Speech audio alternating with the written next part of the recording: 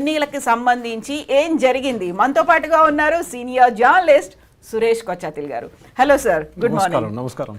So మనం ముందు నుంచి ఎక్స్పెక్ట్ చేస్తూ ఉన్నాము, ఎగ్జిట్ పోల్ గురించి మనం మాట్లాడుకున్నాము, సర్వేస్ గురించి మాట్లాడుకున్నప్పుడు మనం అనాలిసిస్ మీద కూడా మనం ఫోకస్ పెట్టాలి. సో జూబ్లీ హిల్స్తో మనం స్టార్ట్ చేస్తే జూబ్లీ హిల్స్ ఎలా ఉందంటారు? యాక్చువల్గా మీరు ఎక్స్పెక్ట్ చేసిందే కనిపిస్తోందా ఇక్కడ కూడా? మేము చెప్పాం కదండి, బీజేపీ 3వ స్థానానికి వస్తుందని చెప్పి మనం ఒక వారం ముందు డిస్కషన్లో చెప్పాను నేను. ఎందుకంటే ఒక హోల్ హార్టెడ్ క్యాంపెయినింగ్ లేకుండే, క్యాండిడేట్ సెలెక్షన్ తప్పుండే, మహిళలకి టికెట్ ఇస్తే బాగుంటుండేమో, ఒక సునీత వర్సెస్ ఇంకో మహిళ ఉంటుండే, అందులో బీసీ కూడా ఇచ్చుంటే బాగుండేది, ఇంకా బాగుంటుండే. And that is the most important thing అనమాట. అక్కడ ఇప్పుడు జరిగింది ఏంటంటే, ఒకటి సింపతి ఫ్యాక్టర్ పని చేయట్లేదు. కానీ మనం చాలా మటు చూస్తే 6,000 మెజారిటీ అంటే 3వ రౌండ్లో 10 రౌండ్లో నా ఎక్స్పెక్టేషన్ ఏంటంటే ఒక 20,000కి వెళ్ళిపోతుంది ఇది majority. So that is what Revanth Reddy target original అంతే ఉండే కదా, 20,000 మెజారిటీ రావాలని చెప్పి. సో డెఫినెట్గా కాంగ్రెస్ అక్కడ చేసిన దానికి ముస్లిం ఓట్ బ్యాంక్ పనిచేసింది. ఎందుకంటే మనం చూసినట్లయితే 190,000 మంది ముస్లిమ్స్ ఉన్న కాన్స్టిట్యున్సీలో 50% ఓట్లు పడితే కూడా వాళ్ళకి 80,000 వచ్చి ఉంటుంది ఓటింగ్. అది ఇది ఫైనల్ టాలీలో కనిపిస్తుంది అనమాట మనకి. So it's nothing surprising. ఎప్పుడైనా బైపోల్ పెట్టినప్పుడు రూలింగ్ పార్టీ గెలుస్తారు అనుకోండి. ఒక టైంలో ఇక్కడ చాలా బైపోల్స్ జరిగిన బీఆర్ఎస్ వాళ్ళు ఉన్నప్పుడు అంతా బీఆర్ఎస్ఏ గెలిచారు, వాళ్ళు ఇంకెవరు గెలవలేదు. So that is very obvious reason అనమాట జూబ్లీస్లో గెలవడం. కానీ అది మెయిన్ ఎలక్షన్లో చూడాల్సి వస్తుంది. ఎందుకంటే ఇదొకటి అఫ్కోర్స్ బీజేపీ వాళ్ళు కొంచెం ఆత్మచింతన చేయాల్సి వస్తుంది. ఎందుకంటే ఎందుకు జరిగింది, జూబ్లీస్లో లాస్ట్ టైం వచ్చిన ఓట్లనే ఈసారి వచ్చిందా లేదా తెలియదు, అది ఒకసారి మనం చెక్ చేయాల్సి వస్తుంది. అదో ఫైనల్ ఫిగర్స్లో మనకు తెలిసిపోతుంది అది. సో మీరు చెప్పినట్టు డిపాజిట్ వస్తుంది, డిపాజిట్ రాకపోతే it will be big blow for BJP. And డెఫినెట్గా బిగ్ బ్లో. ఎందుకంటే మీరు బీహార్ చూడండి పర్ఫార్మెన్స్, ఇక్కడ ఎందుకు జరగట్లేదు. సికింద్రాబాద్ కాన్స్టిట్యున్సీ కింద ఉన్న సీట్లు కూడా బీజేపీ గెలవలేకపోతున్నారు. పార్లమెంట్ గెలుస్తున్నారు, అసెంబ్లీ గెలవట్లేకపోతున్నారు. మల్కాజిగిరి దేశంలో అన్నిటికంటే పెద్ద లోక్సభ కాన్స్టిట్యున్సీ, 40 లక్షల ఓటర్స్, అక్కడ కూడా ఒక్క సీటు కూడా అసెంబ్లీ సీట్ గెలవలేకపోతున్నారు. ఇదే అసెంబ్లీ సెగ్మెంట్ కదా.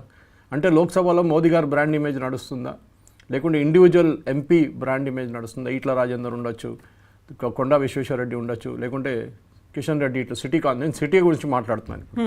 సో ఈ 3 కాన్స్టిట్యున్సీలో చాలా క్రూషియల్ బీజేపీకి. ఎందుకంటే జిహెచ్ఎంసీ ఎలక్షన్స్ రాబోతుంది. జిహెచ్ఎంసీ ఎలక్షన్స్లో వీళ్ళ పర్ఫార్మెన్స్ ఎట్లా ఉందని చూడాల్సి వస్తుంది. ఎందుకంటే జిహెచ్ఎంసీ ఎలక్షన్స్ చాలా ఇంపార్టెంట్. ఏంటంటే ఈ బీజేపీకి లాస్ట్ టైం వచ్చిన 40-45 స్థానాలు వచ్చింది, ఈసారి వస్తుందా లేదా, దానికి ప్రిపరేషన్స్ ఇప్పుడే స్టార్ట్ చేయండి. దీంట్లో ముందు కూడా మన ఛానల్లో చెప్పాను నేను ఈ మాట. మీరు లాస్ట్ మినిట్ క్యాండిడేచర్ డిక్లేర్ చేస్తే ఏం చేయలేము.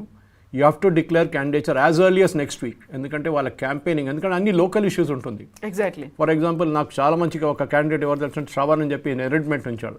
రెగ్యులర్గా నాకు అప్డేట్స్ పంపిస్తుంటారు. నేను ఈ రోడ్డు, సిమెంట్ రోడ్డు, అక్కడ డ్రైనేజ్, ఇది వాళ్ళ పని అన్నమాట. ఒక లోకల్ కార్పొరేటర్ పని అది. పొద్దున్న లేవగానే తిరగాలి కాన్స్టిట్యున్సీలో, వాళ్ళ వార్డులో మొత్తం తిరిగి, వాళ్ళ ఏరియాలో తిరిగి ఏం ప్రాబ్లమ్స్ ఉందని కనుక్కోవాలి. దానికి మీరు టైం ఇవ్వాలి కదా. మీరు టైం ఇవ్వకపోతే ఈ 45 మంది పనిచేస్తున్నారు, 45లో 40 ఉన్నారు అనుకుంటా ఇప్పుడు. ఎందుకంటే 5-6 మంది డిఫెక్ట్ అయిపోయారు, ఒకరు చనిపోయారు.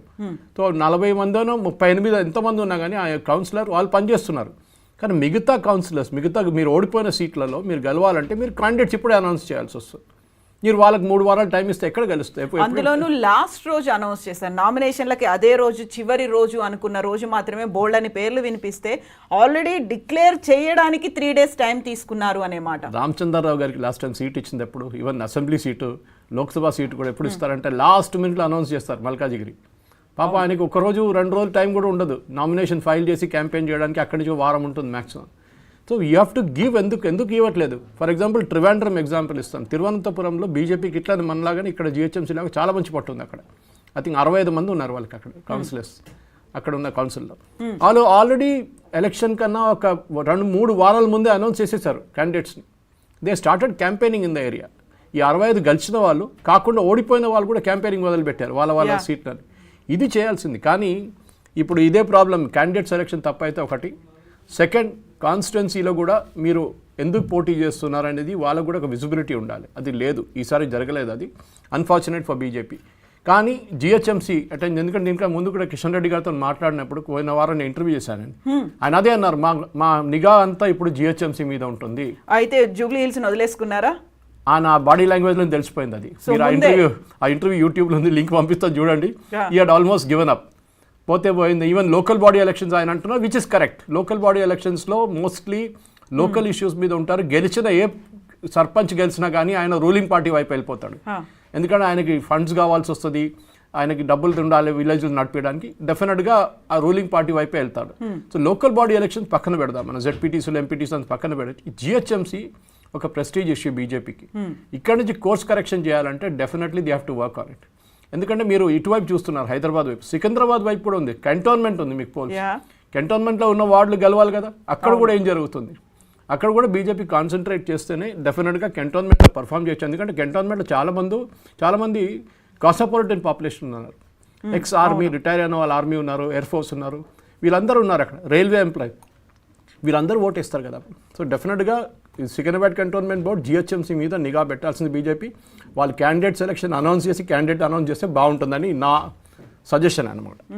సో అతి కీలకంగా మారినటువంటి బీహార్ దగ్గరికి